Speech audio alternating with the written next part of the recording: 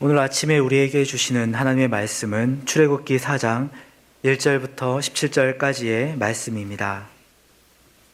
한 절씩 교독하시겠습니다.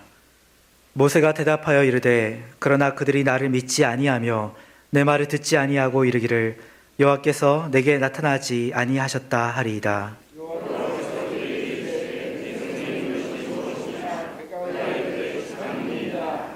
여호와께서 이르시되 그것을 땅에 던지라 하시매 곧 땅에 던지니 그것이 뱀이 된지라. 모세가 뱀 앞에서 피하매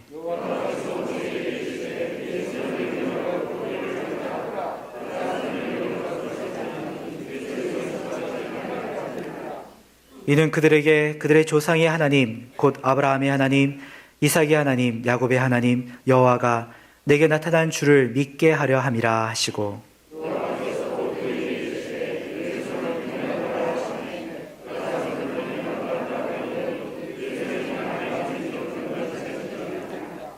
이르시되 내 손을 다시 품에 넣어라 하시매 그가 다시 손을 품에 넣었다가 내어보니 그의 손이 본래의 살로 되돌아왔더라.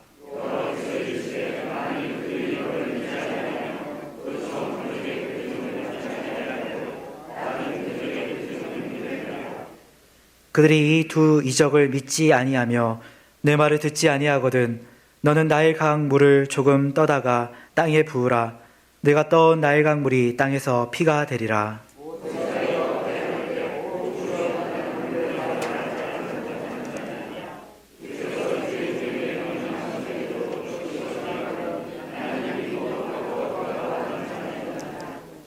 여호와께서 그에게 이르시되 누가 사람의 입을 지었느냐? 누가 말 못하는 자나 못 듣는 자나 눈 밝은 자나 맹인이 되게 하였느냐? 나 여호와가 아니냐?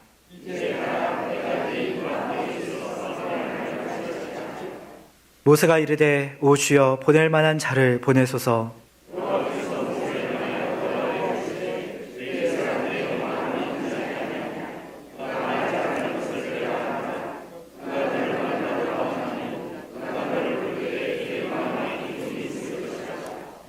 너는 그에게 말하고 그의 입에 할 말을 주라. 내가 내 입과 그의 입에 함께 있어서 너희들이 행할 일을 가르치리라.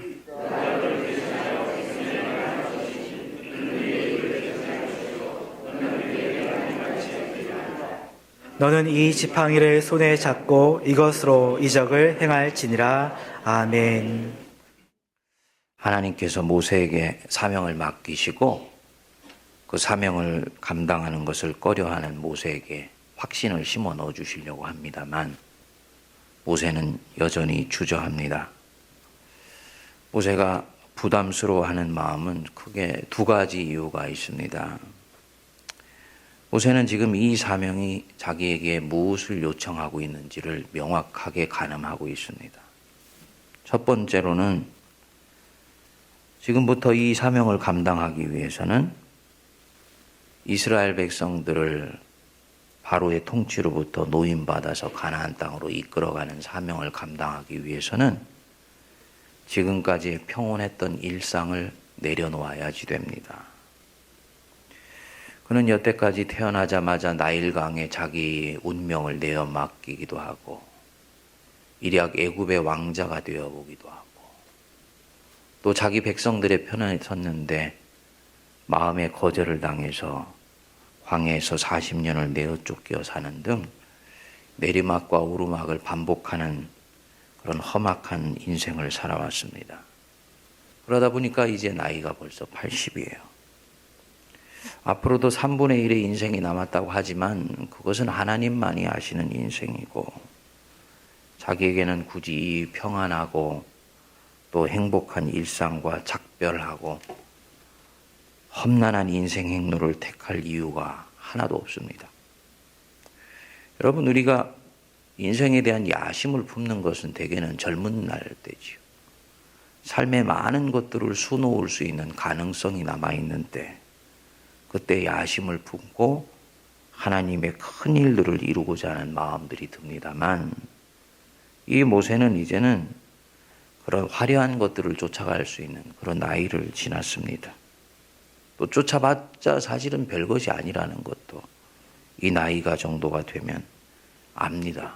작은 것에도 만족할 수 있는 그런 나이입니다.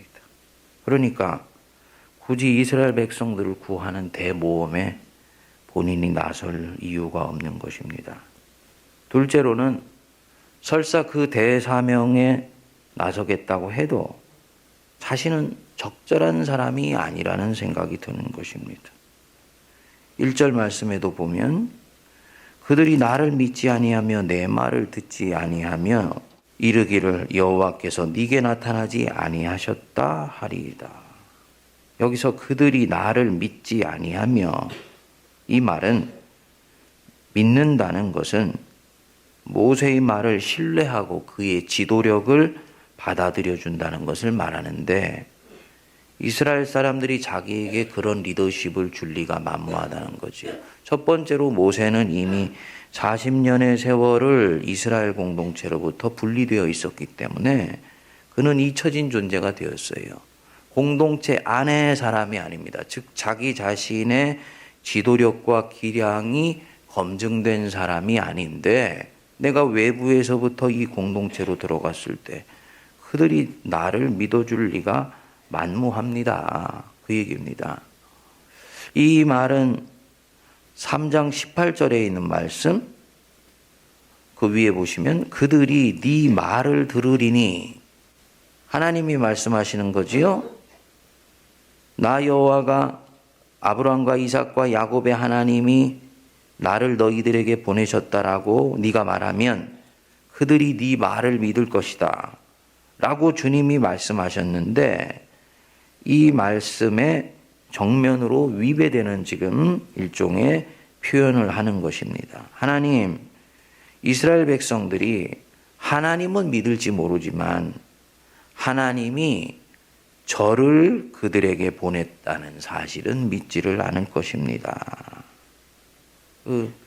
이스라엘 백성들이 결국 양같이 순한 사람들이 아니고 자기를 따르는 사람들이 아니며, 자신의 진심이 40년 전에도 한번 짓밟혀 본 적이 있기 때문에 이들을 믿지 못하겠다는 이 모세의 마음이 드러난 것입니다. 40년 전의 아픔이 여전히 이 모세 안에도 있는 것입니다. 하나님이 앞으로 지도력을 모세가 발휘하는 가운데서 이 문제는 조금씩 다루어 가실 것입니다. 하나님이 이 모세의 반응에 대해서요, 나무라지 않고 모세에게 2가지 기적을 보이시고 1가지 기적을 약속하시죠. 네 손에 있는 지팡이 던져라. 그 뱀이 됐어요. 그것을 잡으라. 잡았습니다. 다시 뱀이 지팡이가 되었습니다. 네 손을 호주머니에 넣어라. 넣었다가 빼더니 손에 나병이 났죠. 다시 호주머니에 넣어라. 그랬더니 그 나병이 나았습니다.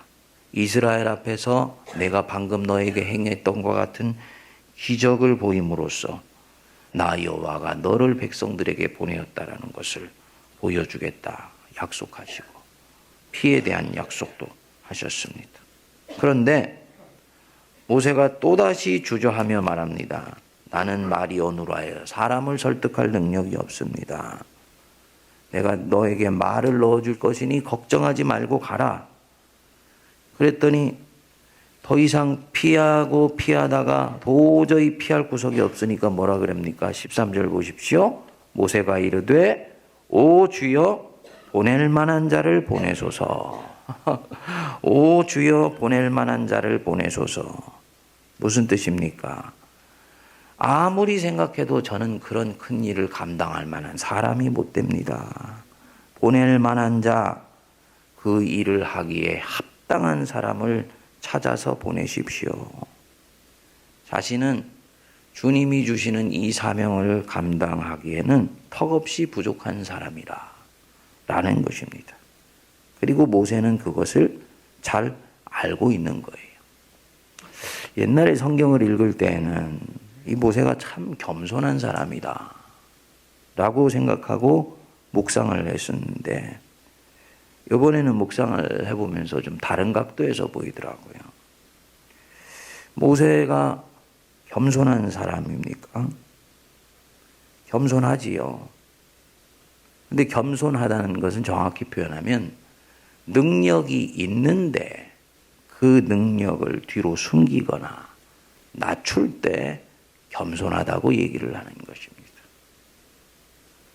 그런 측면에서 보면 이 모세는 지금 겸손하다기보다는 진실한 사람입니다.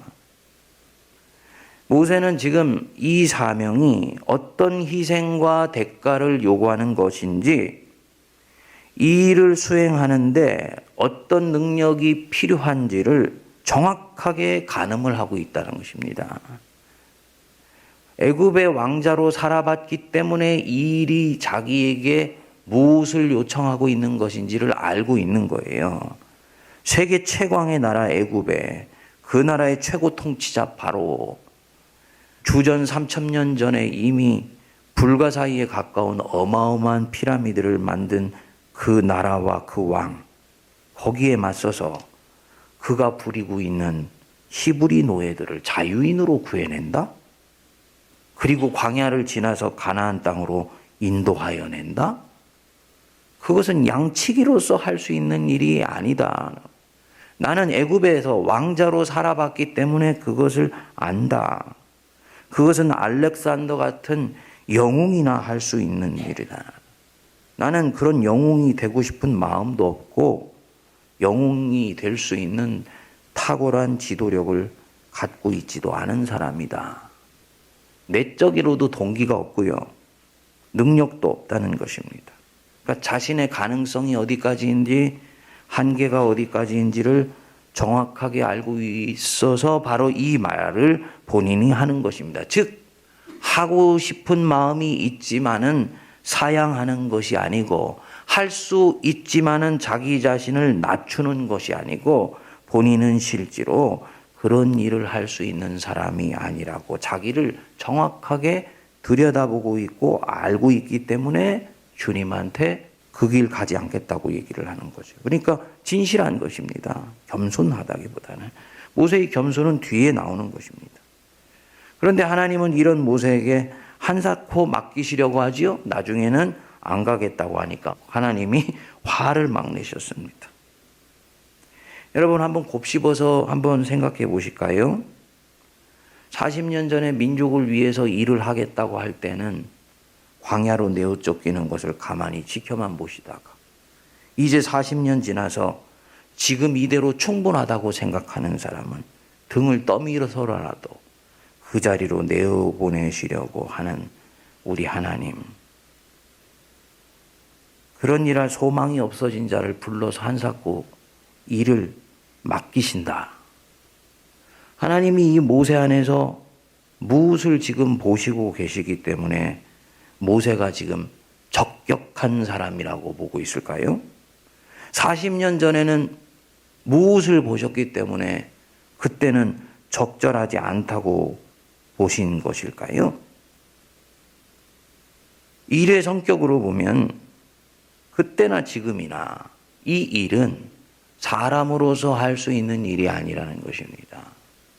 우리가 모세를 이스라엘의 민족의 영웅이라 생각하면서 그 바로의 압제로부터 해방시켜낸 사람으로 바라본다면 모세는 정치적 해방과 자유를 주는 사람이었기 때문에 그것은 탁월한 능력을 가지고 있는 사람이면 할 수 있는 일이었을 것입니다. 그런데 전체의 하나님의 플랜 속에서 보면 이것은 단순히 바로의 통치로부터 이스라엘 백성들을 해방시켜내는 일뿐만 아니고 그들을 가나안 땅으로 집어넣어서 그 속에서 하나님의 나라를 백성 속에 세워가는 일이기 때문에 어차피 이 일은 사람으로서 할 수 있는 일이 아니고 하나님만이 하실 수 있는 일입니다. 하나님만이 하실 수 있는 일이며 나는 할 수 있는 성격의 일이 아닙니다. 라고 정확하게 자기의 한계를 가늠할 수 있는 사람만이 하나님의 일을 이룰 수가 있는 거지. 저 자신도 여러분들도 하나님의 일을 하면서 자주 착각하는 부분이 이 부분인 것 같아요. 하나님이 나와 함께 하시면 나는 이 일을 할 수 있는 거지. 그런데 하나님이 나와 함께 하실 때만이 라고 우리가 고백할 때는요, 주님이 아니시면 이 일은 하실 수 있는 분이 없습니다. 뒤집어서 얘기하면 내가 주님께 엎드릴 때만 이 일은 내 안에서 가능해지는 일입니다 라고 고백할 때 이게 진짜 하나님의 일이 되는 거거든요.